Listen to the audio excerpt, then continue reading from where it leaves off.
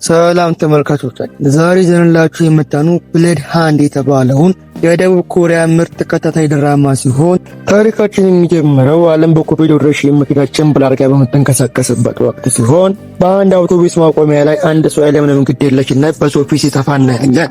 ያኑ የተባለ ወጣት ይህን አሳፋሪ ድርጊት ቢያይም ችግር ላለመፍጠር ሲል አይኑን አዙሮ ያልፋል። ነገር ግን ያ ግድ የለሽ ሰው አውቶቡስ ውስጥ ገብቶ ጭንብል እንዳደረገ በሹፌሩ ሲጠየቅ ሹፌሩን በመደብደብና በማጣት ታላቅ ረብሻ ይፈጥራል። በዚያን ጊዜ ጃኑ ዝም ብሎ ማየት ስላልቻለ በታላቅ ጨዋነት ሰውየውን አቅፎ ከአውቶቡሱ ካወረደ በኋላ ይቅርታ እያለ ድብደባውን በዝምታ ይቀበላል።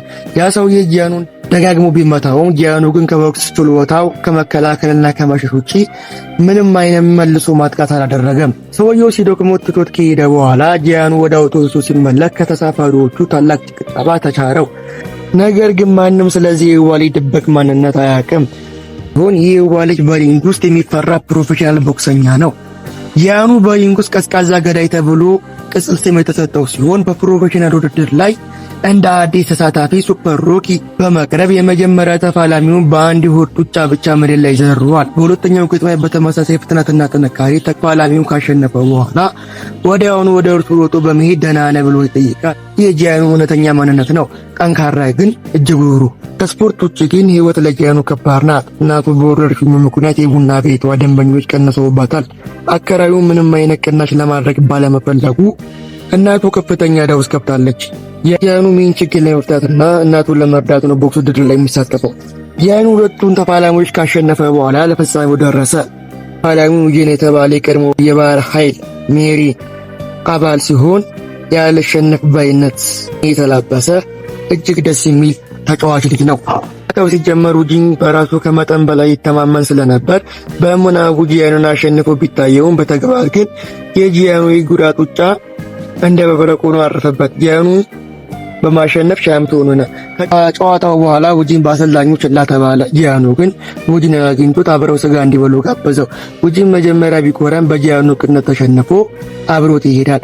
ጂያኑም ያገኘውን 10 ሚሊዮኑን ሽልማት ለዕዳ መክፈያ ሊጠቀምበት ቢፈልግም ውጂን ግን የብላ ብሎ በማለት ይጫወትበታል። በመጨረሻም ሁለቱም ተስማምተው ምግብ ቤት ይገባሉ። ምግብ ላይ ያሉ ሁለቱም ስለ ህይወታቸው ይጨዋወታሉ። ጂያኑ በቡፌ ቤት ይሰራ ስለነበር ስጋው እንዴት ባሪፍ ሁኔታ መጥበስ እንዳለበት ውጂንን ያስረዳው ጀመር።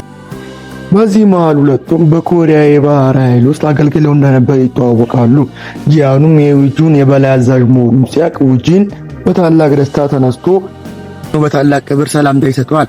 በሪንግ ውስጥ ተቀናቃኝ የነበሩ ወጣቶች አሁንም የማይነጣጠሉ ወዳጅ ሆነው እርስ በርስ እየተመጋገቡ በሰራዊት ቆይታቸው ትዝታ ይስቃሉ። ጃኑ ወደ ቤት ተመልሶ ያገኘውን ሽልማት ለእናቱ ከሰጣት በኋላ እናቱ ዕዳውን ለመክፈል ብትጨነቅም ልጇ ግን አይዞሽ እኔ ያለሁልሽ ብሎ ያጽናናታል። ሁለቱም ደስተኛ ሆነው ወደ ቤታቸው ያመራሉ። ጃኑ ከእናቱ ጋር መሆን ታላቅ በረከት እንደሆነ ይሰማዋል። ነገር ግን ይህ ደስታ ለረጅም ጊዜ እንደማይቆይ ማንም የጠረጠረ የለም ነበር። ከተማ ሌላኛው ጥግ ላይ ማንጊል የተባለ ጨካኝ አራጣ አበዳሪ አለ። በወረርሽኙ የተገዱ የሱቅ ባለቤቶችን ኢላማ ያደረገ ይህ ሰው ስማይል ካፒታል የተባለ የሐሰት ኩባንያ አቋቁሞ በመንግስት የሚደገፍ ማስመሰል ነጋዴዎችን በዝቅተኛ ወለድ ስም በውሸት ውል ውስጥ ያስገባቸዋል። ታሪኩም የሚቀጥለው በማንጊል ታማኝ ረዳት በሆነው ጆንሚን ተንኮል ነው። ጆንሚን የጂያኑ እናት በለሰለሰ አንደበት በማታለል የብድሩ ላይ እንድትፈርም ያደርጋታል። እናትየዋም ይውል በውስጡ አደገኛ የሆኑ የማጭበርበሪያ አንቀጾች እንዳሉ ሳታውቅ በፍቅር ልብ ትፈርማለች። በዚሁ ሰዓት በሶዌል ከተማ ውስጥ በኮቪድ-19 ምክንያት ግንባቱ የተቋረጠ አንድ ትልቅ ህንጻ አለ። ይህ ህንጻ በከተማ ነዋሪዎች ዘንድ አደገኛ ተብሎ ይታወቃል። ነገር ግን የሊንክ ኩባንያ ይህን ህንጻ ገዝቶ ወደ ታላቅ ሆቴል ለመቀየር ሲያቅድ ማንጊል ደግሞ በፖለቲከኞች ድጋፍ ጣልቃ ይገባል። ማንጊል 100 ቢሊዮን ኢንቨስት ለማድረግና በህንጻው ላይ የቁማር ቤት ካሲኖ ለመክፈት ያቅዳል። ይህንን ለማሳካት ለከፍተኛ ባለስልጣናት የወርቅ እንክብሎችን በጉቦ የሰጠ ሲሆን ነገር ግን የሁሉ ትዕይንት በድብቅ ካሜራ ተቀርጾ ነበር። ጃኑ ወደ ቦክስ ልምምድ ሊሄድ ሲል ጂም ቤቱ በኮቪድ ምክንያት መዘጋቱን ያውቃል። በዚህም በሐዘን ተሞልቶ አዲሱን ጓደኛው ውጂን ሊያገኝ ሲሄድ አንድ አስገራሚ ድርጊት ያህል አንዲት ሴት አንድ ሰውን ስታባርና ስትደበደብ ያህል ጃኑ ሊያስቆም ሲሞክርም በኤሌክትሪክ ተቆሳ ራሱ እንዲስት ካደረገችው በኋላ ሰውየው መጥፎ መሆኑን ነግራ ባላገባው ነገር ውስጥ እንዳይገባ ተናግረዋለች። ይቺ ሴት ያንጁ ትባላለች። እርሷ የገንዘብ ባለቤት ተብለው የሚታወቁት የሊቀመንበር ቾ የማደጎ ልጅ ናት። የሊቀመንበር ቾ እጅግ ደግ ሰው ነው። ሊቀመንበር ቾ እጅግ ደግ ሰው ሲሆኑ ለታመሙና ለተቸገሩ ሰዎች ያለምንም ወለድ ብድር ይሰጣሉ። ጂዮንጁ ደግሞ ሳይታመሙ እንደታመሙ በማስመሰል ሊቀመንበሩን የሚያታልሉ ሰዎችን የማጋለጥ ኃላፊነት አለባት። ይህ ሊቀመንበሩ ልጃቸው ደህንነት ለመጠበቅ ጠንካራ የግል ጥበቃ ቦዲጋርድ መፈለግ ጀምረዋል። የጂያኑና ሱቁ ልታዘጋጅ ጂኑን የተባለው የማንጊል ቀኝ እጅ ይመጣል። የብድሩን 10% በአንድ ቀን ውስጥ መክፈል እንዳለባት አሁኑኑ ደግሞ ወደ 48 ሚሊዮን እንደደረሰ ይነግራታል። እናትየው ደንግጣ ለፖሊስ ልትደውል ስትል የጎረምሶች ቡድን ገብቶ ሱቋን ማፈራረስ ይጀምራል። ጂያኑ በስልክ የሰማውን ጩኸት ተከትሎ እናቱን ለማዳን እየበረረ ይመጣል። ጂያኑ ሱቁ ጋር ሲደርስ ሁሉንም ጎረምሶች በቦክስ ችሎታው መሬት ላይ ይዘራቸዋል። ነገር ግን በዚህ ጊዜ ማንጊል ከታላቁና ግዙፍ ረዳቱ ኢምቦም ጋር እንዲጣላ ይጋብዘዋል። ኢምቦም የብረት አካል ያለው የሚመስል የማይሰማ ግዙፍ ሰው ነው።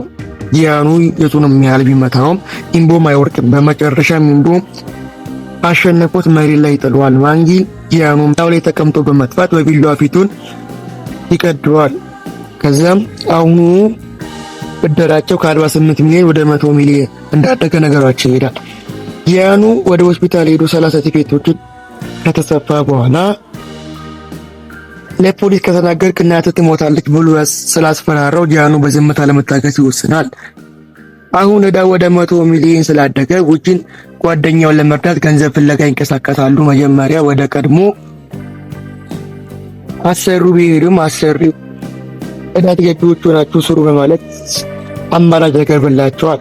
ጂያኑ ግን ፈቃደኛ ስላልሆነ እኛ ተዋጊዎች እንጂ ወረበሎች አይደለንም በማለት እምቢ ብለው ይሄዳሉ። በመጨረሻ የባህር ኃይል ሲኒየር ወደ ሆነው የጥበቃ ድርጅት ዳይሬክተር ይሄዳሉ። ዳይሬክተሩም ለሊቀመንበር ቾ ጥበቃ እንደሆኑ ያስተዋውቃቸዋል። ተመልካቾቻችን ክፍል 1 እዚህ ጋር ያበቃል። በክፍል 2 እስከምንገናኝ ቸር ሰንብቱ።